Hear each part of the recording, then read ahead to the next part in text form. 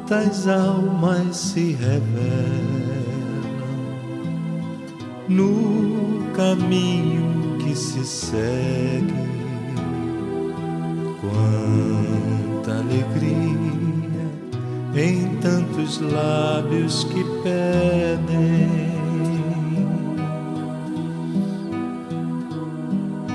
quantas almas se revelam no...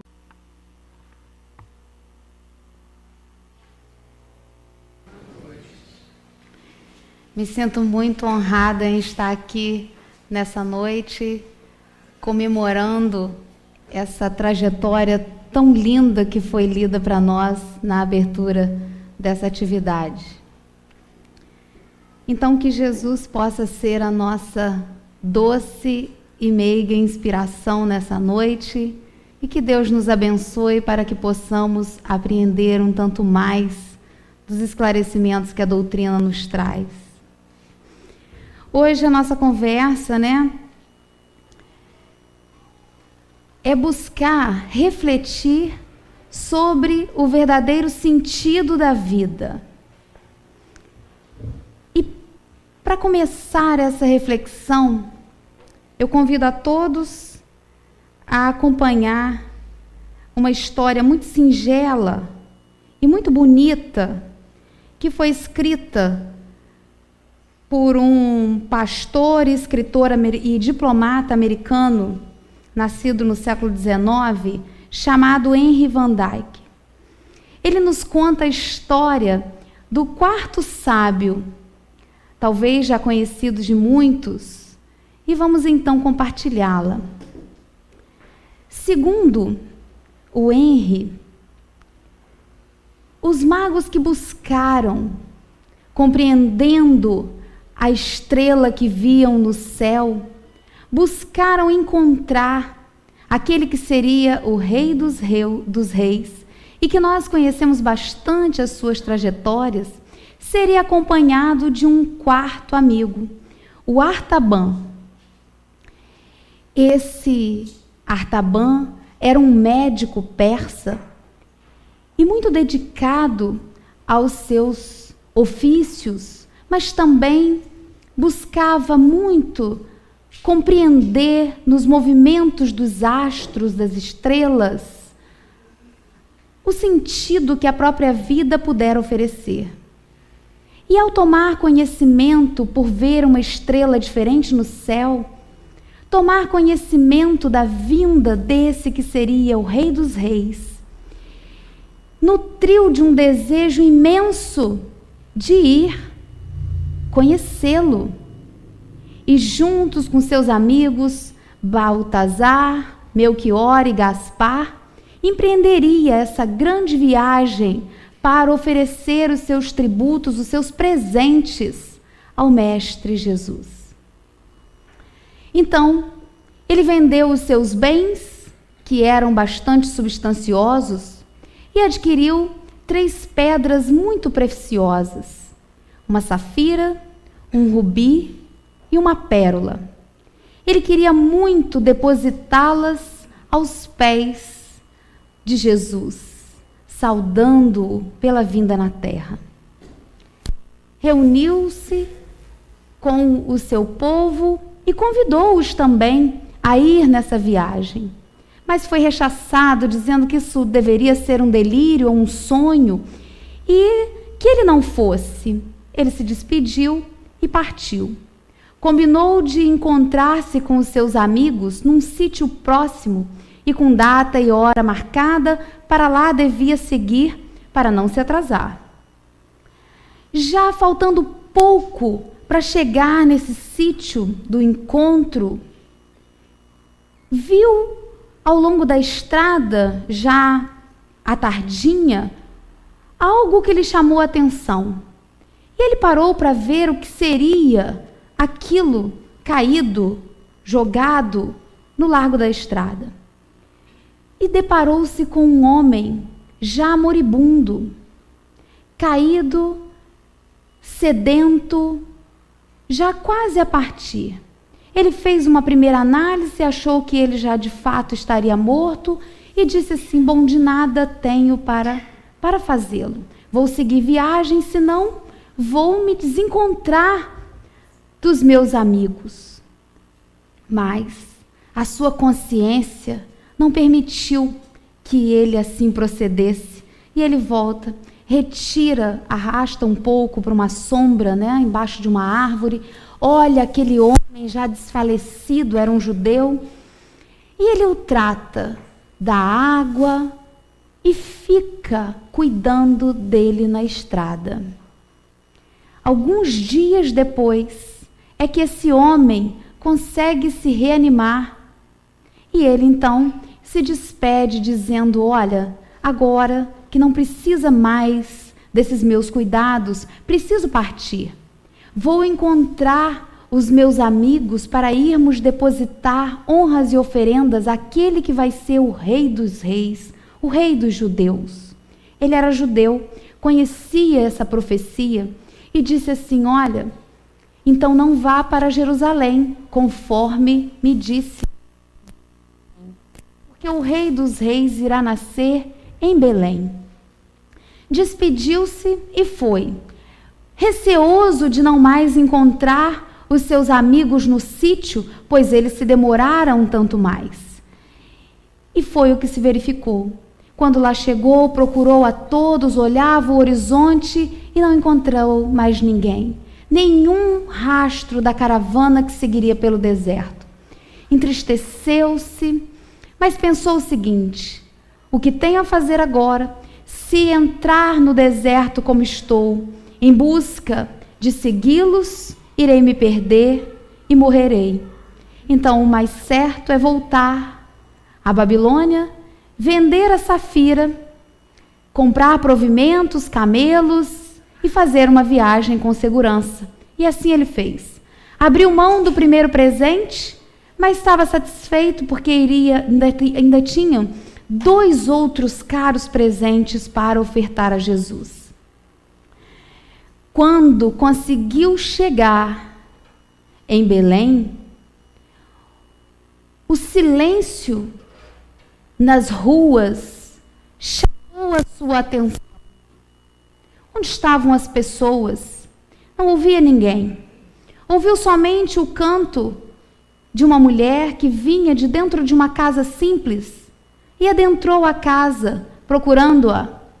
E ao encontrá-la, disse-lhe que estava em busca de conhecer o Rei dos Reis, aquele que nasceria entre os judeus.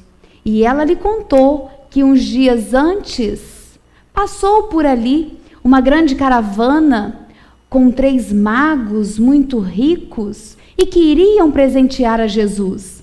Contou a ele como foi esse encontro, que Jesus houvera nascido, Maria e José teriam seguido com ele, provavelmente para o Egito, logo após o seu nascimento.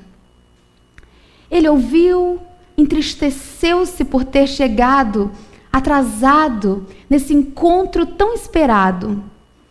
E ela, compadecida com a sua longa viagem, foi fazer alguns provimentos. Ela tinha um bebê em seu colo, deixou-o na pequena cama e foi providenciar alguma comida. De repente, ouvem-se gritos lá fora.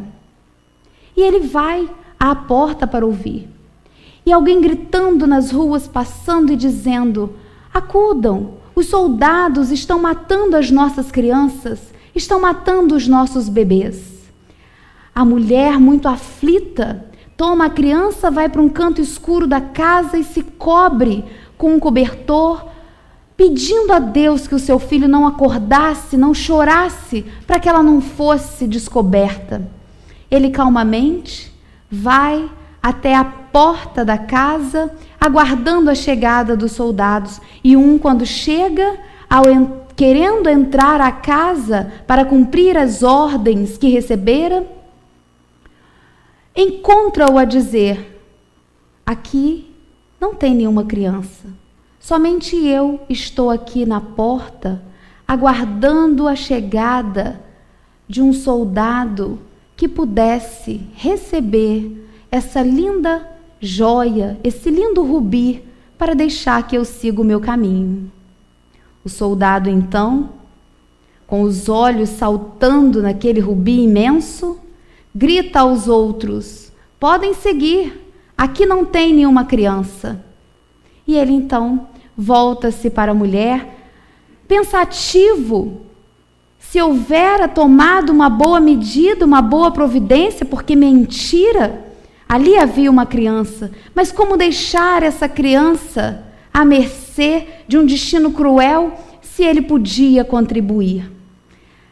A mulher, muito grata, ele segue, entristecido pelo seu segundo presente para Jesus, que não mais possuía, mas esperançoso, porque ainda tinha guardado uma bela pérola para entregar ao Mestre Jesus. Foi ao Egito, foi a Jerusalém, foi a muitos daqueles lugares em busca de Jesus. E a cada lugar que chegava, encontrava-se com pobres, desvalidos, desesperançados, e ali ficava atendendo essas pessoas no que podia. Visitou prisões, matou a sede de vários, deu a sua atenção, mas com seu coração sempre pesaroso, sempre com uma certa tristeza, pois gostaria muito de encontrar-se com Jesus. E agora, passados já 33 anos, ele já envelhecido, num último esforço, decide ir mais uma vez a Jerusalém. E ao chegar em Jerusalém, encontra-se um grande alvoroço nas suas ruas, e ao inquirir do que se trata, Jesus seria crucificado junto a outros ladrões, a 2 ladrões que já se encontravam no Gólgota.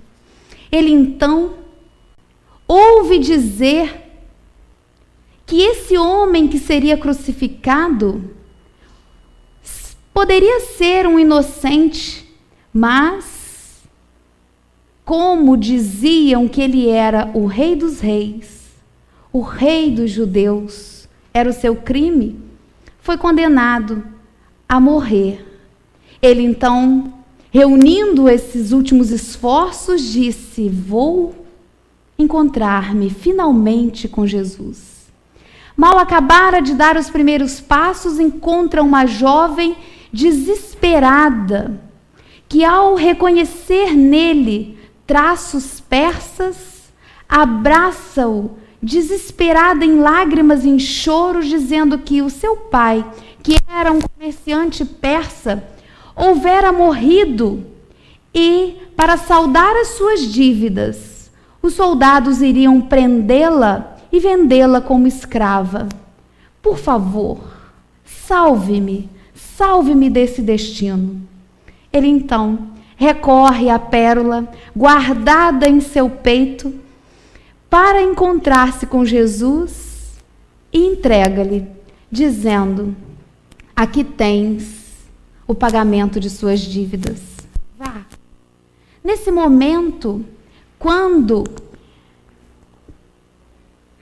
ocorre uma grande reviravolta, quando o céu se cobre de nuvens pesadas, quando o chão treme, e pelos relatos sabemos ser os momentos finais de Jesus na cruz, nesse tremor uma telha cai em sua cabeça e ele fica combalido, recosta-se nos ombros da jovem e ela o escuta balbuciar algumas palavras, quando ele diz: mas Senhor, quando foi que lhe deste de comer?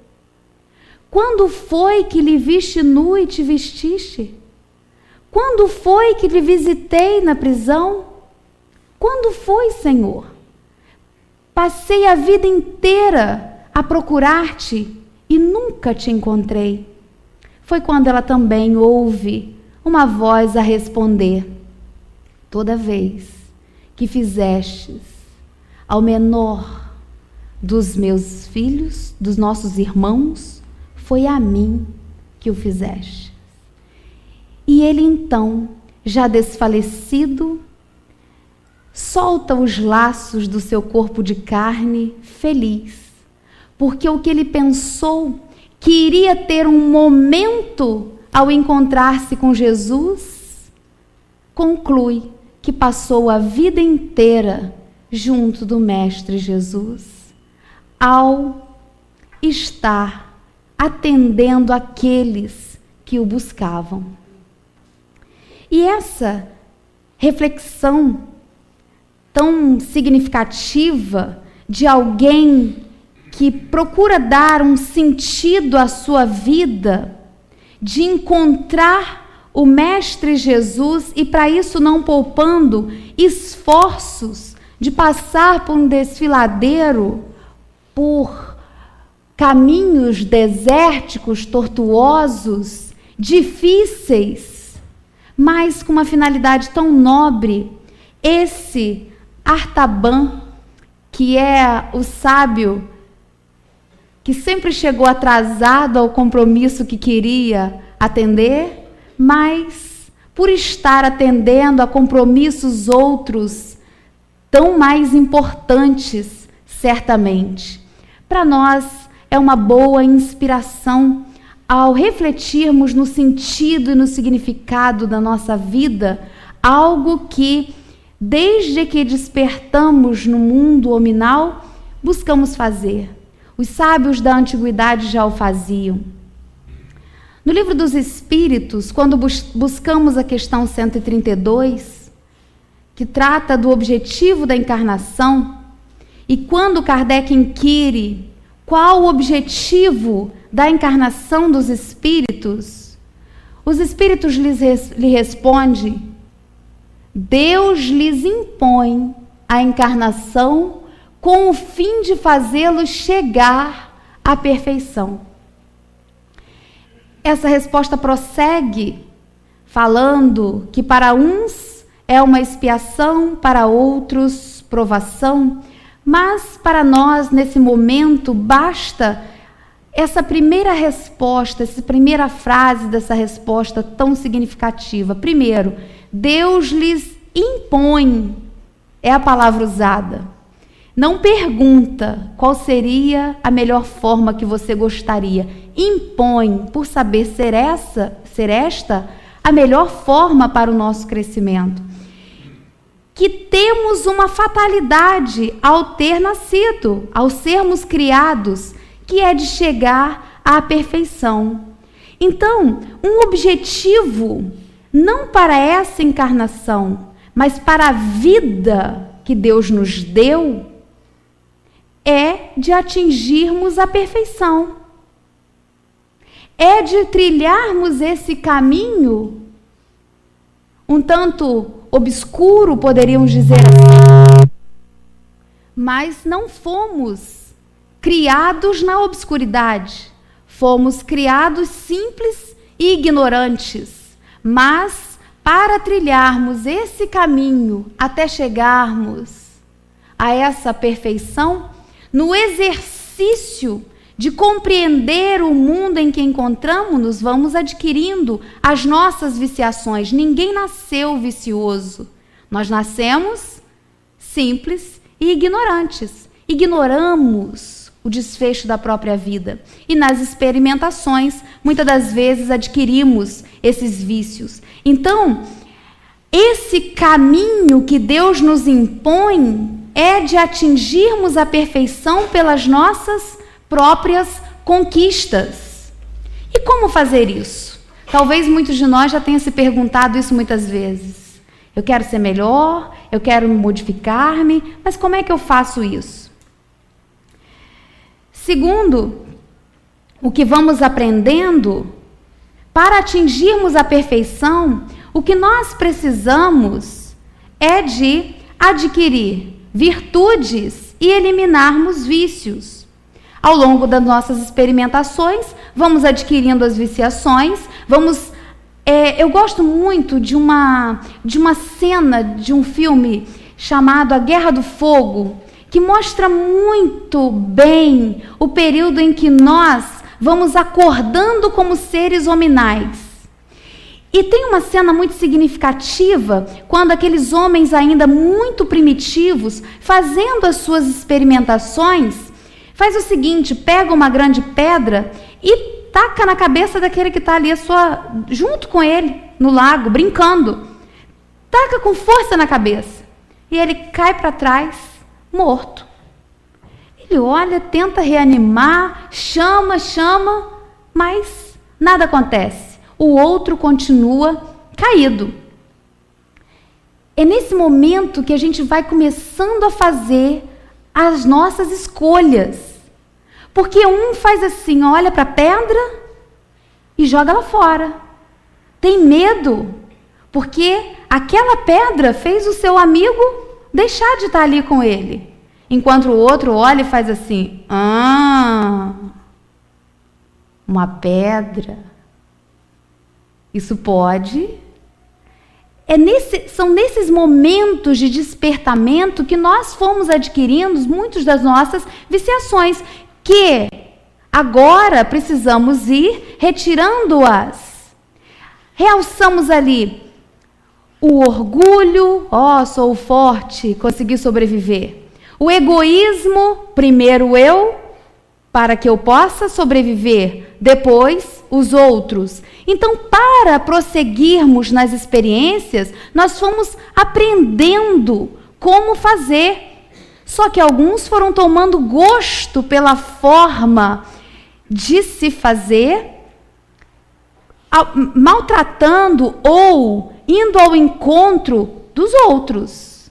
E gostando disso. Para mim, se ele não está mais, eu posso pegar os seus pertences. São os aprendizados que fomos fazendo ao longo. Hoje, para nós adquirirmos virtudes e eliminar esses vícios, o que precisamos é deixar de olhar para nós, as nossas necessidades, o nosso umbigo e olharmos para o outro. Como que eu faço para adquirir alguma virtude?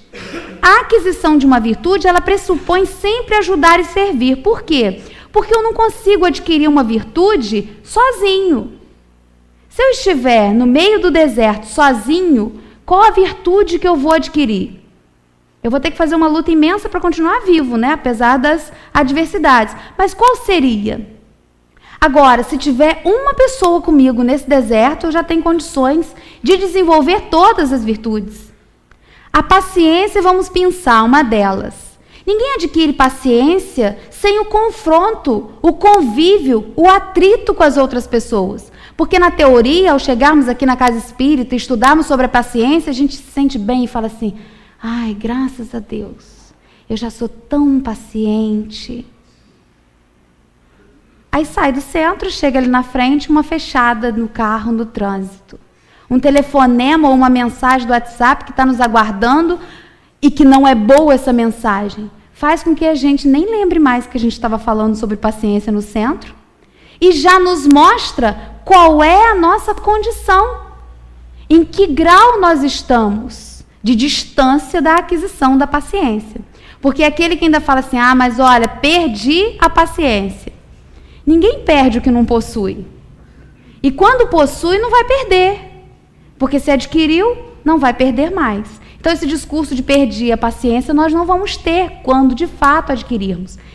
E mais, o que é tão enriquecedor e interessante disso, cada virtude que conseguimos de fato adquirir, ela nos ajuda não só numa viciação, mas ela vai puxando e trazendo outras virtudes que vão também trabalhando outras viciações.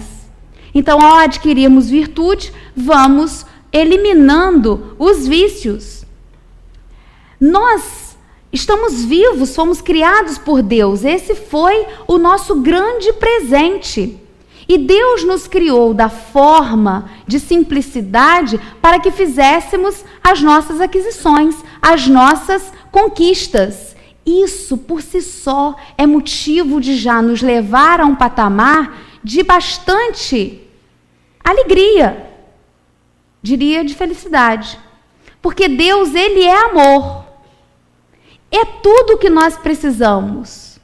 A fé no Deus de amor, faz com que possamos enfrentar melhor as nossas viciações na aquisição das virtudes que precisamos possuí-las para atingir a perfeição. Bom, isso nos deveria trazer a alegria de viver, e deve trazer. A alegria de viver é algo que faz com que amanheçamos os dias, ou o dia, e não pensemos imediatamente nos conflitos, problemas que todos vivemos, todos nós, mas acordamos imbuídos daquele sentimento maravilhoso, graças a Deus, um novo dia pela frente.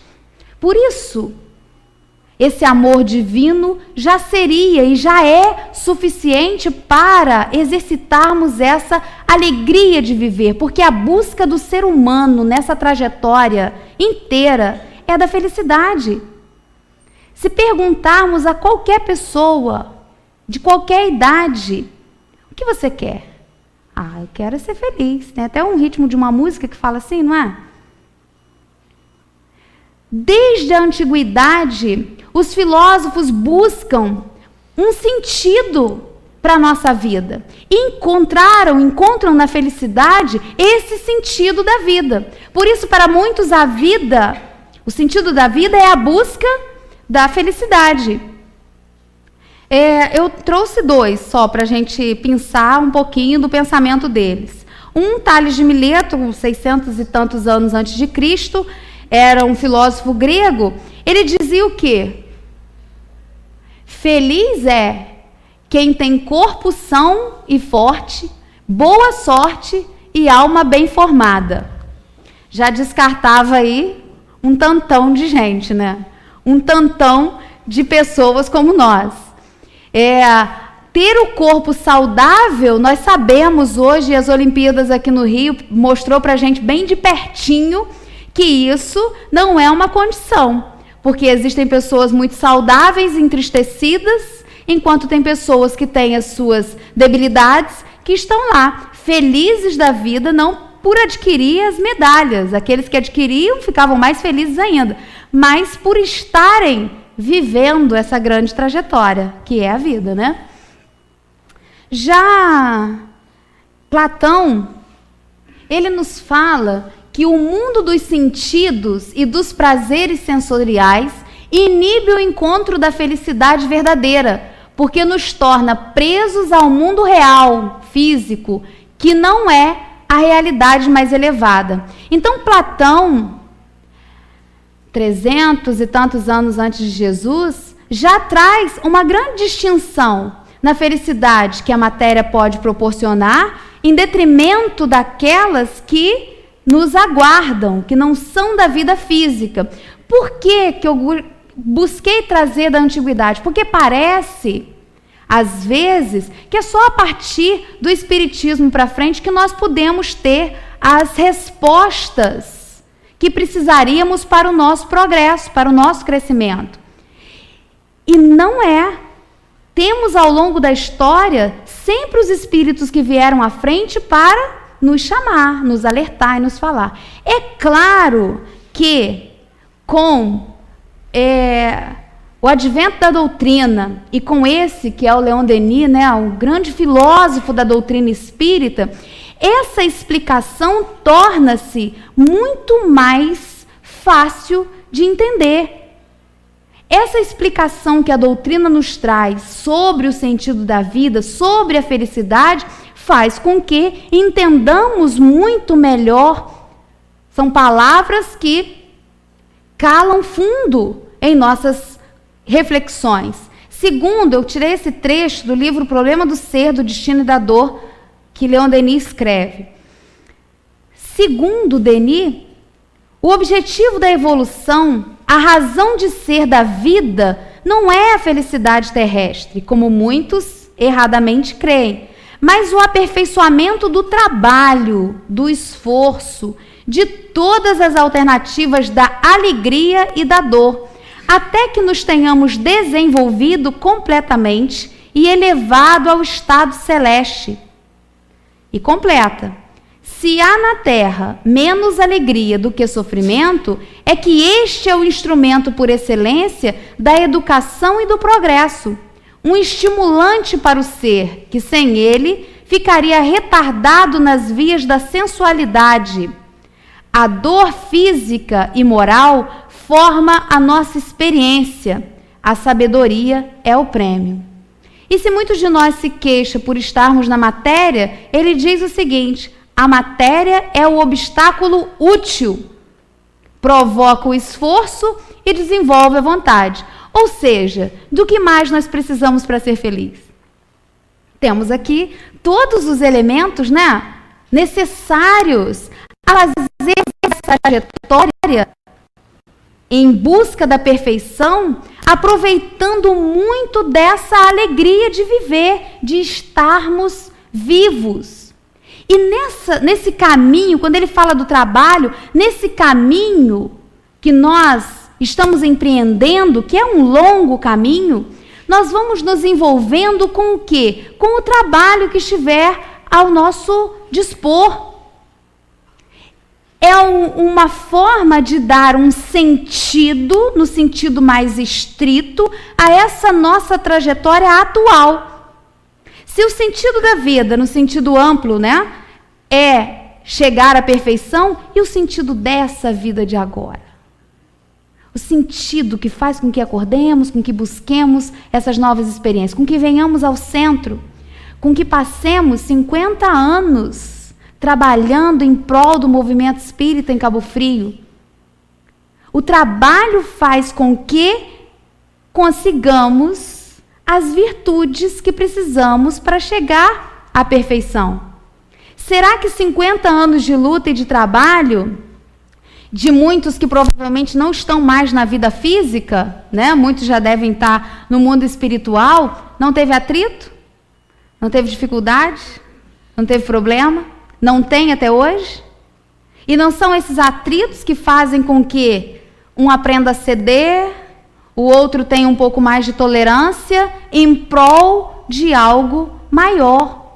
É o que vai fazendo com que a nossa caminhada, além de bastante profícua, seja também muito enriquecida, muito enriquecedora, ao estarmos juntos com os nossos semelhantes. Por que, então, que nos deparamos com muitos momentos de tristeza?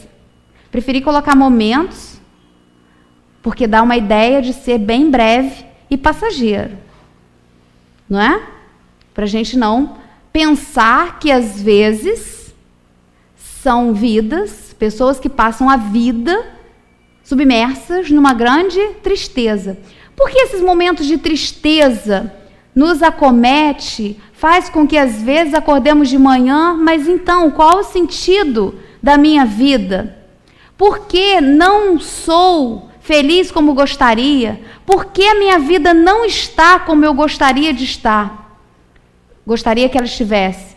Porque talvez estejamos olhando novamente, como lá atrás, muito para as nossas questões, para os nossos desejos, para a satisfação do que nós achamos que seja bom para nós. E Deus é tão bom, tão maravilhosamente bom e justo, que muitas das vezes nos tolhe daquilo que vai ser um grande sofrimento para nós, achando-nos que estamos na busca de uma alegria, de uma felicidade. Se nós procurarmos, como Artaban, no início da nossa reflexão, fazer alguém feliz, ao invés de buscar essa felicidade e encarcerá-la junto conosco, vamos nessa experimentação adquirirmos um gosto que certamente nos levará a essa perfeição de um jeito muito mais rápido, simples, do que pode parecer à primeira vista. Quando, e aí são dois exemplos muito significativos, a gente se depara com muitas imagens assim, mas essa aqui, em particular, me parece também muito significativa, de alguém que para caminhar com um idoso. Importa se é a avó dele? porque muitas das vezes nós não fazemos para os avós. Então, importa se é o avô, se é um parente, se é um amigo? Não importa. Importa é parar para dar a atenção ao outro, para fazer esse significado. E isso, não tenhamos dúvida de que desperta em nós. Sabe aquela coisa que você fez agora e foi bom e você quer fazer de novo e quer fazer de novo? Desperta esse gosto, esse querer. Há uns anos atrás, eu tenho um filho de 18 anos. E há uns 10 anos atrás, ele devia ter 7 para 8 anos, aconteceu uma coisa muito significativa na vida dele e nossa, que estávamos ali junto dele. Não é nenhum primor de perfeição para estar aqui trazendo o exemplo dele, gostaria até que fosse. Mas é uma pessoa comum, normal, como outros tantos de nós, na busca do nosso caminho. Nós estávamos em São Francisco, lá no litoral, lá em Niterói, comendo um cachorro-quente, que para muitos aqui sabe do que se trata, né? Lá tem na orla muitos barraquinha, trailers de cachorro-quente. É uma sequência, né? Você encontrou uma vaga, pode pedir que eles são todos iguais. Então, nós estávamos numa noite como essa, fria, e resolvemos comer lá um cachorro-quente. Sentamos para fazer o nosso pedido, logo veio um garotinho, um pouquinho mais novo que o meu, sem camisa. E falou assim: tia, você paga um cachorro-quente? Eu queria comer também. Então, eu falei: claro, senta aí, vamos comer um cachorro-quente. Aí já se entreolham, né? A gente vai conversando, vamos ver o que vai dar. E o garotinho sem casaco. O meu filho com casaco. Todos nós estávamos com casaco. Pedimos lá o lanche. Aí ele chegou perto de mim e falou assim: mãe, bem baixinho, ele está sem casaco. Eu falei: pois é, né? Que bom que você está com o seu, né?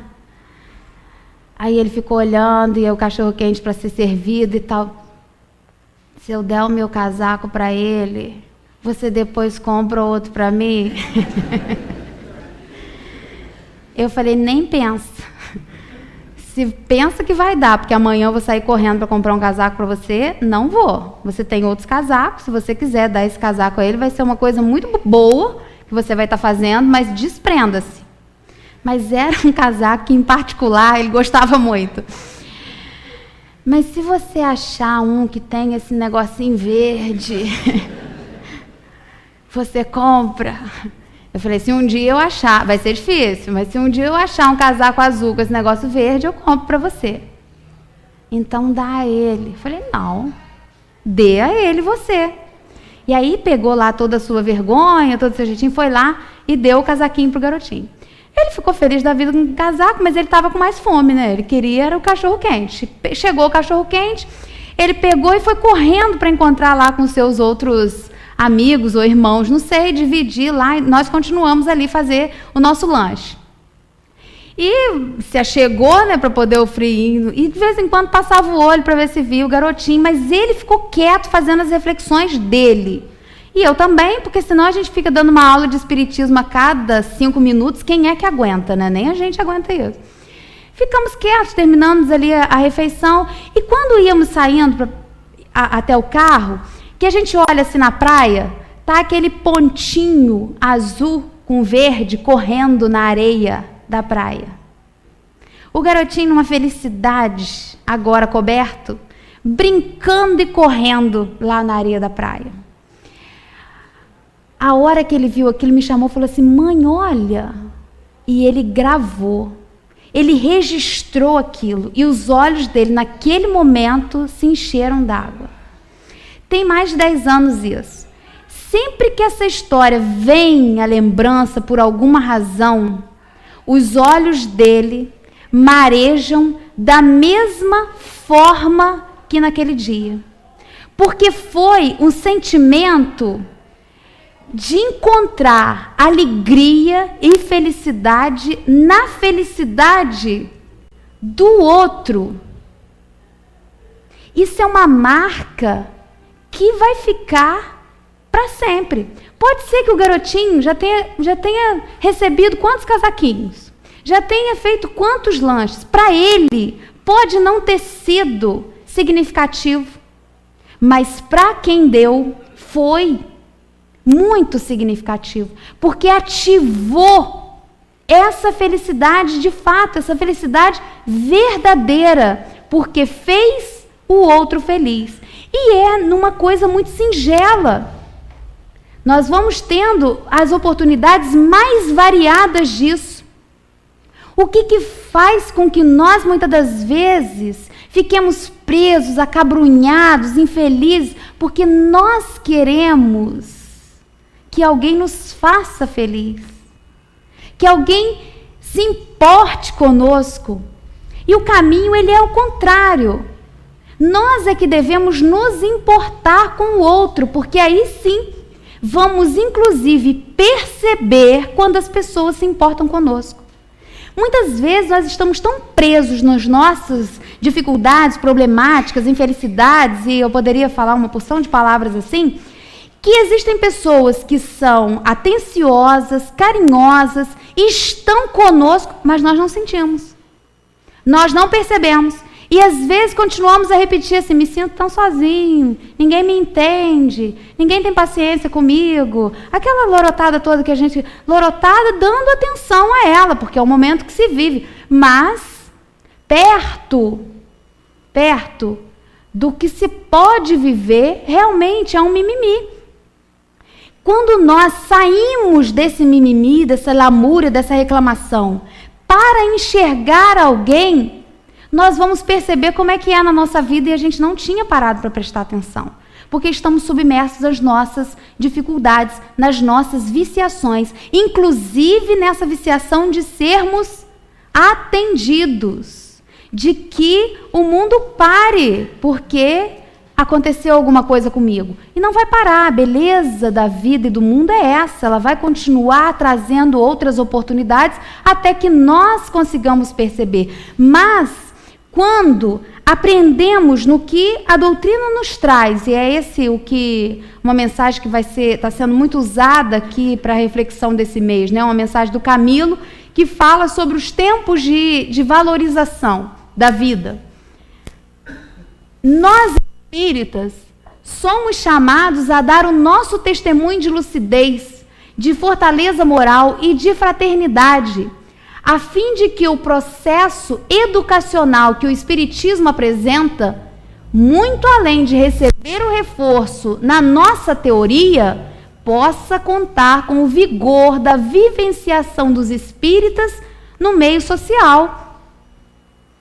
Nós que recebemos, e aí tem a ilustração de alguns benfeitores aqui que poderiam ter outros quantos, muitos, mas nós estamos muito bem representados com Chico, com Bezerra, com Kardec, na leitura, na forma como vem trazer para nós essa informação antiga do sentido da nossa vida.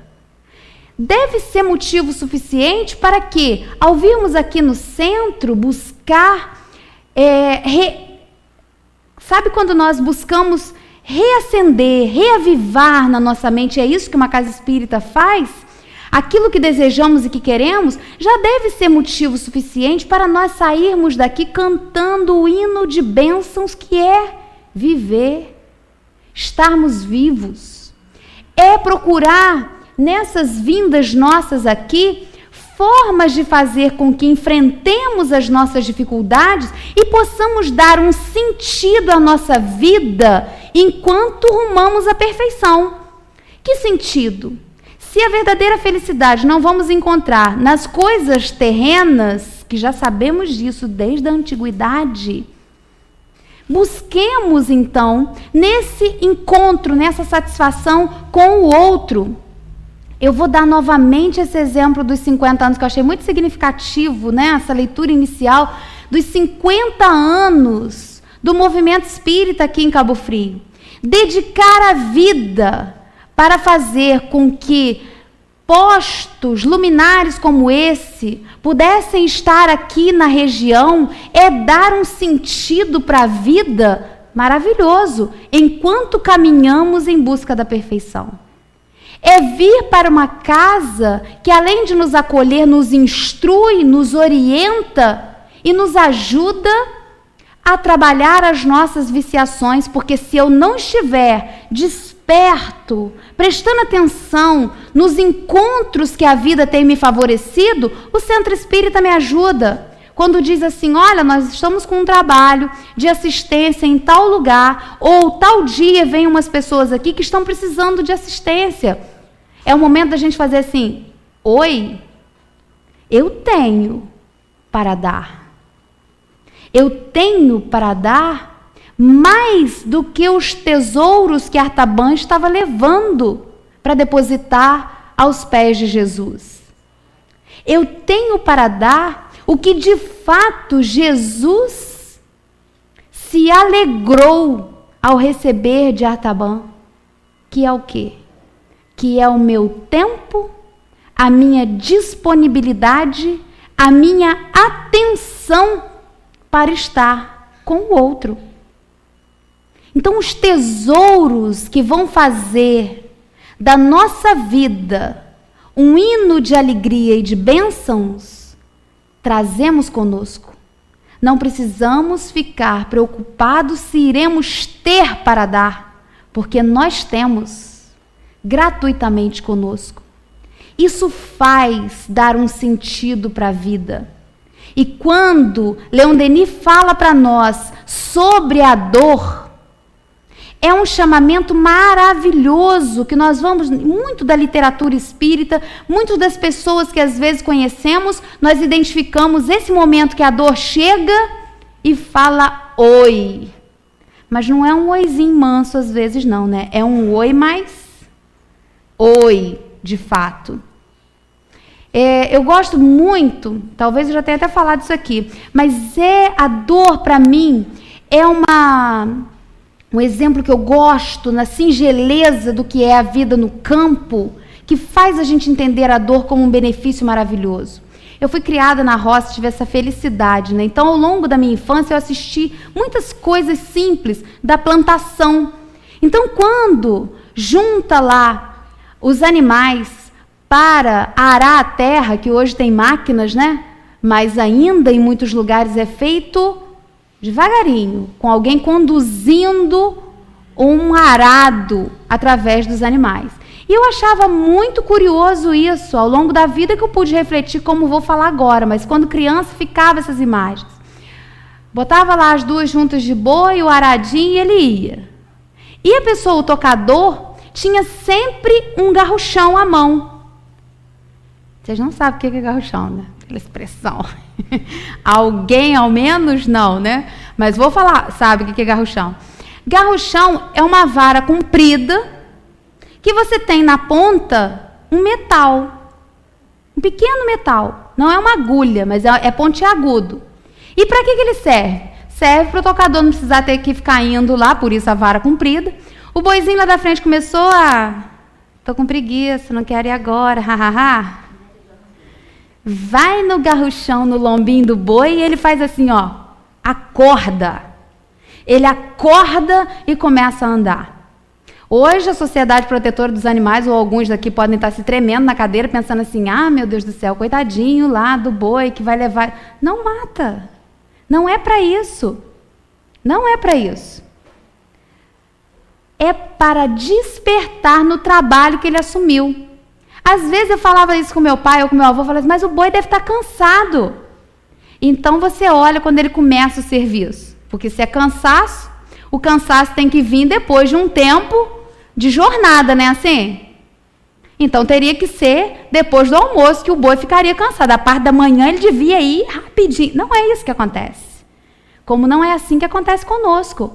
Então a gente vai num ritmo, casa espírita, tudo bem, maravilha, tudo. Aí de repente, ó, a gente começa a se acomodar no ritmo que nós estamos. E ao ficar nesse ritmo lento, essa chegada à perfeição vai ser quando? Porque Deus não colocou um tempo preciso, mas também traz elementos para que ninguém fique parado ao largo do caminho. Aí vem a dona dor, que é aquela espetadinha do garruchão que faz a gente fazer assim, ui, Nossa, mas eu estou precisando orar mais, estou precisando fazer mais isso, estou precisando fazer mais. Aí a gente desperta e leva um bom tempo. E se as coisas se acomodam, é da nossa condição ainda. Se as coisas vão se acomodando, o dinheiro está entrando, a saúde está boa, a gente vai, afrouxando o passo, vai andando devagarzinho, mas sempre tem um tocador para nos lembrar dos deveres. Por isso Leon Denis fala lá atrás que a dor é o chamamento que precisamos nessa caminhada que vamos fazendo ao longo da nossa experiência de agora e de todas as outras experiências que vamos precisando. E que o sábio é quem faz o quê? Quem aprende com a dor e o sofrimento e não precisa ficar levando garruchada a ponto de ter que trocar o boi da junta. Depois vocês pesquisem na internet o que é isso. Trocar aquele que não está indo no compasso. E aí vai para um estágio, às vezes, de mais luta, de mais sofrimento, por não acompanhar um ritmo que já poderia lhe ser próprio. Essa beleza da criação, a beleza que encontramos na doutrina espírita de dizer assim, olha, o sentido para a vida, você não precisa ficar horas pesquisando. Estamos fadados à perfeição e só fazemos isso no encontro com o nosso semelhante, porque o que Jesus veio nos ensinar cabe numa palavra, não precisa de livro, cabe numa palavra, amar. Amar aqueles que são os nossos semelhantes, aliás, a Deus sobre todas as coisas, a nós, porque somos seres da criação, e ao nosso próximo como a nós mesmos. Então, nós temos o melhor professor nas nossas vidas. Não é? Que bênção divina! O melhor professor nós temos na nossa vida, que é Jesus. E essa imagem das crianças com Jesus, que representa o que Jesus deu de resposta, que o reino dos céus se assemelha, está reservado a esses simples. Nós somos crianças ainda, no nível de entendimento, naquilo que precisamos ainda conquistar. Mas essa imagem de Jesus, nosso professor, como crianças que somos, não as crianças que já estão em condições do reino dos céus, mas crianças que necessitam da atenção que Ele veio nos dar, que nós possamos nos inspirar nas suas palavras para as nossas ações, para as nossas atitudes. E o dia que a gente acordar meio borocochô, meio igual aquela imagem lá de trás, meio não sei isso, não sei aquilo, levanta,